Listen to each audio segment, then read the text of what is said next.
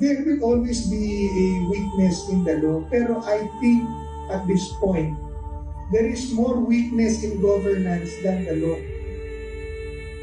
Kanya rin yung contractor. So pag lumabas po sa GAA yun, i-advance na niya ang contractor. So yung contractor, gaya ni Vizcaya, mangungutang na ng pera sa bangko yan, tapos ibibigay na. Yun na po yung billion-billion na allocable. Before, noong 2013, noong PDAF time, ang congressman at ang senador, limitado lamang sa kanilang 70 million at 250 million. Pero yung budget ng departamento, sa departamento po yun. Pero ngayon, iba na.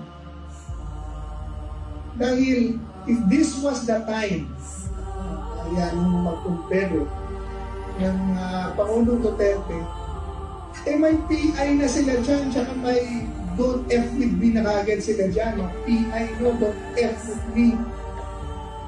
Tapos sabihin may corruption. Pinuntahan po namin kagad ang PCSO. Umiyak si Carmen. Ganun ang fear ng mga tao noon. Walang biro pagdating ko doon.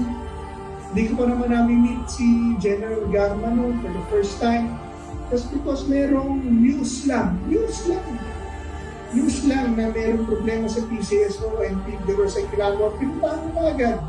Unexpected visit. Nung makita ko ni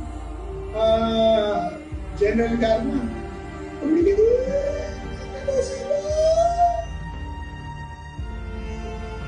Ganun po. Customs. Pumunta po ako dyan. Magsiserve lang ako ng subpina. Subpina pa lang. Kalahati ng opisina umuwi sa takot.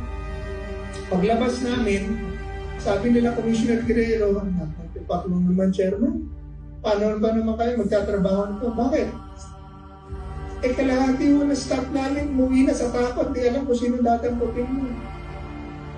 So, nagiging problema ngayon, kaya lumaki ang pork barrel natin, naging allocable, at saka non-allocable, is that doon pa lamang sa NEP, and this was revealed by many congressmen already, na doon pa lamang sa NEP, kaya nakikialam na, sinabi ni Chuy Cabal to, ni Yusek Cabral, Yusek Cabral di Pilipili. So doon pala sa ni Tito Soto, ni Ping Lacson, sinabi rin nila yan, nagsisingit na ng mga proyekto yung mga legislators, congressmen or senators.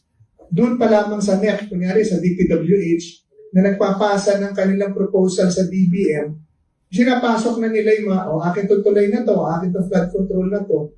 Yung akin po na yun, kanya rin yung contractor.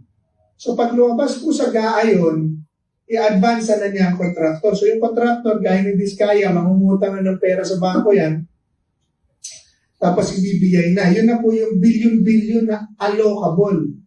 Before, noong 2013, noong PDAF time, ang congressman at ang senador, limitado lamang dun sa kanilang 70 million at 250 million. Pero yung budget ng departamento, sa departamento po yun. Pero ngayon, iba na. Ang proyekto ng departamento na pumasok sa kanyang distrito, inaangkin na ng kongresista.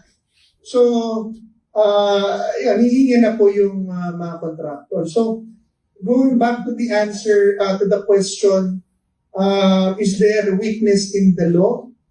There will always be a weakness in the law, pero I think at this point, there is more weakness in governance than the law.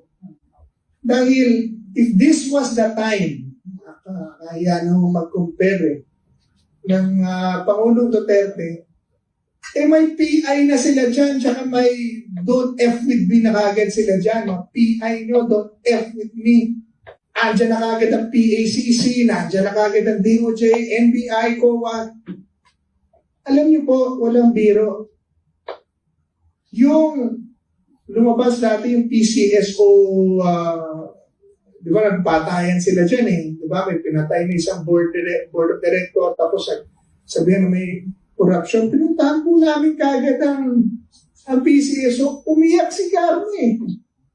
Ganun ang fear ng mga tao noon. Walang biro. Pagdating ko doon, hindi ko pa naman meet si General Garma noon for the first time. Just because merong news lang